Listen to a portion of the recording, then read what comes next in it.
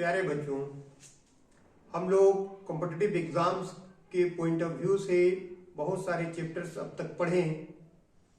आज हम लोग बोट एंड स्ट्रीम मतलब नाव और धारा चैप्टर पर डिस्कस करेंगे और देखेंगे कि किस तरह से प्रश्न पूछे जाते हैं अलग अलग प्रतियोगिता परीक्षाओं में और इस तरह के प्रश्न को कैसे हल करते हैं, क्या उसकी ट्रिक और क्या टेक्निक होती है।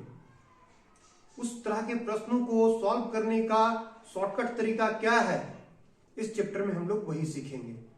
तो आज का जो चैप्टर है वो है बोट एंड स्ट्रीम।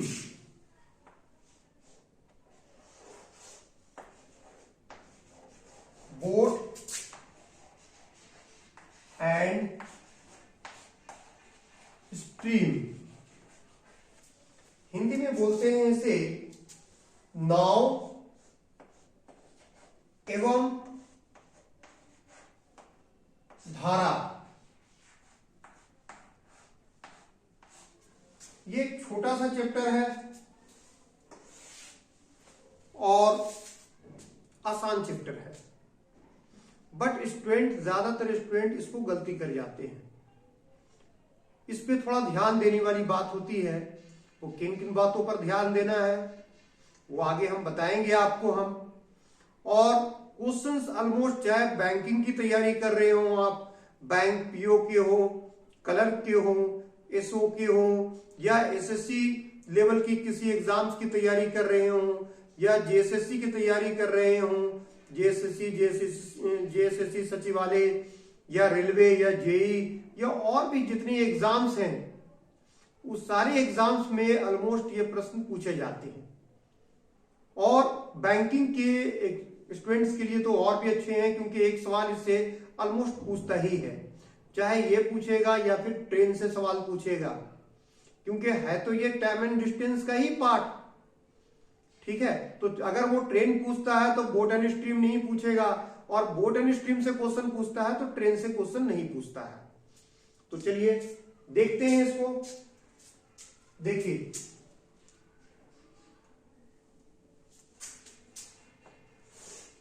एक इंक्लाइंड लाइन ले रहे हैं, इसको ध्यान से देखिएगा।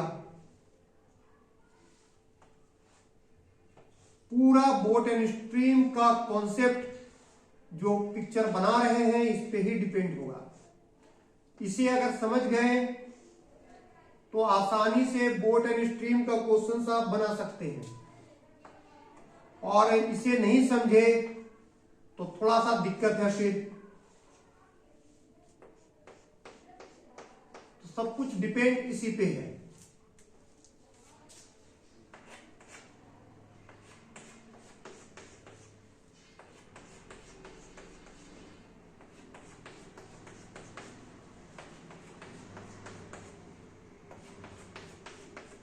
देखिए, थोड़ा इंक्लाइन बनाने का मकसद ये है कि आपको हम दिखलाना चाहते हैं कि पानी का बहाव किधर है, फ्लो ऑफ वाटर किस साइड है। तो ऑलवेज डाउन की तरफ पानी बहता है, नीचे की तरफ पानी का बहाव होता है। पानी का बहाव इस तरफ है, flow of water in this side, इस तरफ है पानी का बहाव। इससे पता चलता है कि पानी का बहाव किधर है। ठीक है, अच्छा, जिस तरफ पानी बहता है उस तरफ कहते हैं हम लोग अनुप्रवाह। अनुप्रवाह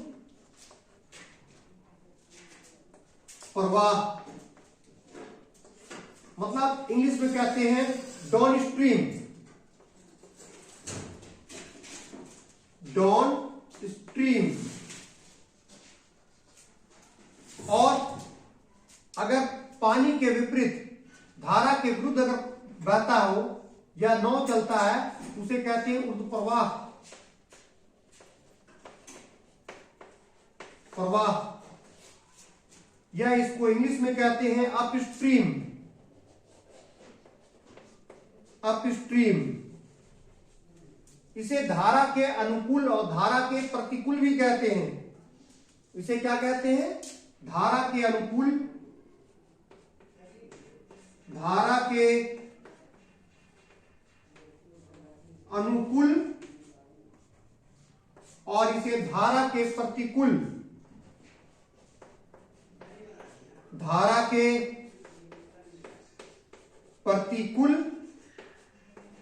भी कहा जाता है। ठीक है, अब मान लीजिए कि कोई नाव है और इस नाव का चाल दे रखा है x किलोमीटर पर आवर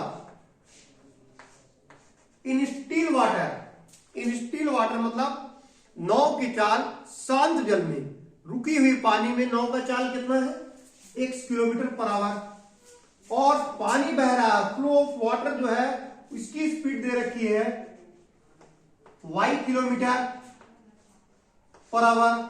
पानी कितना तेजी से बह रहा है, तो y किलोमीटर पर आवर, और जिस तरफ पानी बहता है उसी तरफ नाव भी चलेगा, तो वो नाव का चाल जो हो जाएगा वो टोटल हो जाएगा x plus y kilometre per hour, किस साइड, इस साइड। और अगर धारा के विपरीत जाते हैं, अगेंस्ट द स्ट्रीम जाते हैं, तो ये हो जाएगा x minus y kilometre per hour. ये धारा के विपरीत जाने पर ये स्पीड होगा और धारा के साथ जाने पर ये स्पीड होगा। The entire chapter of boat and stream based on this picture, पूरे बोट एंड स्ट्रीम की कहानी या चैप्टर जो निर्भर करेगा वो इस चित्र पर ही करेगा। अगर जो बच्चा इस चित्र को अच्छा से समझ गया, वो बोट एंड स्ट्रीम का कोई भी प्रश्न होगा वो आसानी से बना लेगा। क्लियर है?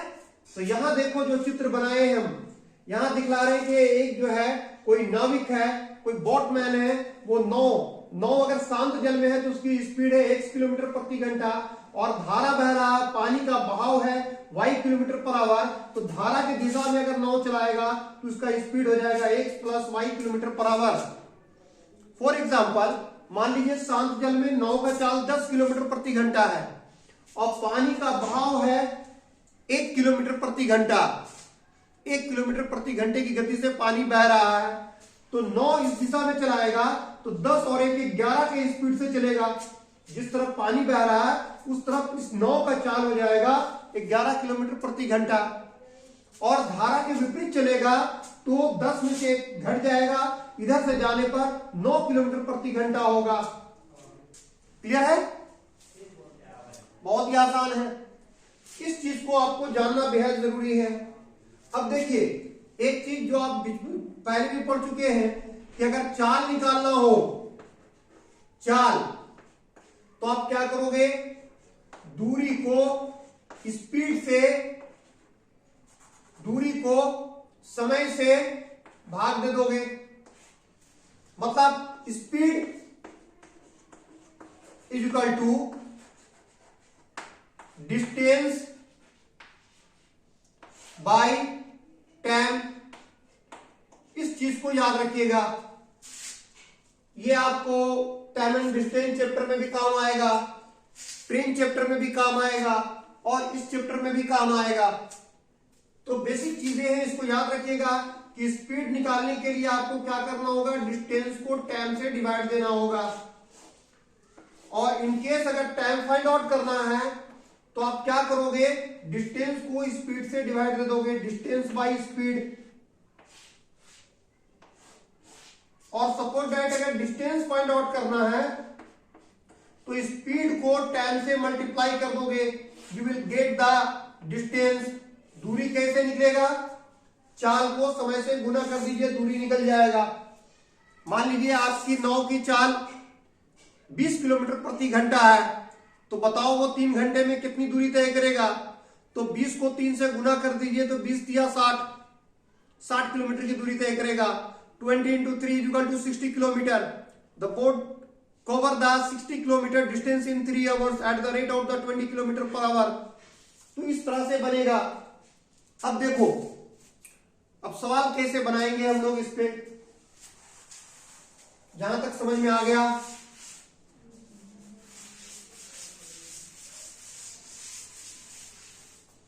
अब देखो, मान लो क्वेश्चन दिया हुआ है कि एक मल्लाह है वो नाव को पानी की दिशा में चल रहा है। तो पानी की दिशा मतलब जिधर भी फ्लो ऑफ वाटर है, जिस तरफ पानी बह रहा है उस तरफ उसकी चाल दी हुई है 16 किलोमीटर प्रति घंटा, और धारा के विपरीत जब बहता है तब वो नाव चलाता है 12 किलोमीटर प्रति घंटा। कोई नाविक है, वो धारा के अनुकूल नाव कितना गति से चलाता है? 16 किलोमीटर प्रति घंटा। और धारा के विपरीत अगर जाता है, ऑपोजिट डायरेक्शन में जाता है, तो उसकी गति होती है 12 किलोमीटर प्रति घंटा। समझ में आ गया? The speed of boat along the stream is 16 km per hour and against the stream is 12 km per hour. Then find the speed of boat in still water. तो बोलेगा स्थिर जल में नाव की चाल बताइए। तो स्थिर जल में नाव का चाल कैसे निकलेगा?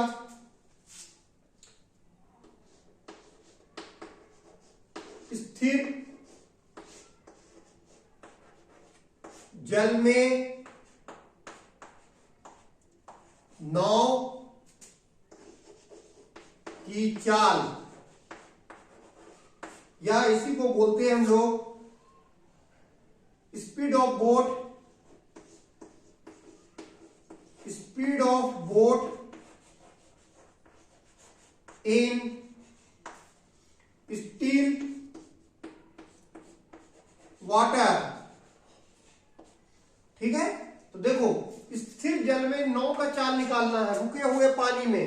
तो धारा के साथ जब नाव चलता था तो उसकी गति थी 16 किलोमीटर प्रति घंटा, और धारा के विपरीत जब जाता है तो उसकी गति है 12 किलोमीटर प्रति घंटा। तो भाई दोनों को जोड़ दो और 2 से भाग दे दो, बस निकल जाएगा आपका। दोनों को जोड़ोगे तो हो जाएगा 28, और 2 से डिवाइड दोगे तो निकल जाएगा ये 14। इसका मतलब है 14 किलोमीटर प्रति घंटा। वो नाव स्थिर जल में जब चलता था तो उसकी गति थी 14 किलोमीटर प्रति घंटा। यहां से आपको एक सवाल सीख गए बनाना कि जब भी स्थिर जल में नाव का चाल बोलेगा निकालने तो कैसे निकालोगे। और आपको बता दी कि बहुत इंपॉर्टेंट सवाल है, वेरी वेरी इंपॉर्टेंट क्वेश्चन है ये। इस तरह के प्रश्न अक्सर पूछे जाते हैं। अब इसी में दूसरा सवाल क्या पूछेगा कि कोई नाविक है जो नाव जो है ना धारा की दिशा में चलाता है तो 16 किलोमीटर प्रति घंटा जाता है, धारा के विरुद्ध जाता है तो 12 किलोमीटर प्रति घंटा जाता है। तो बताओ धारा की गति क्या है? स्पीड ऑफ स्ट्रीम क्या है? A boatman rows the boat along the stream is 16 km per hour and against the stream is 12 km per hour. Then find the speed of stream. तो धारा की गति बताइए। तो धारा की गति कैसे निकलेगा? धारा की गति, धारा की गति मतलब स्पीड ऑफ स्ट्रीम।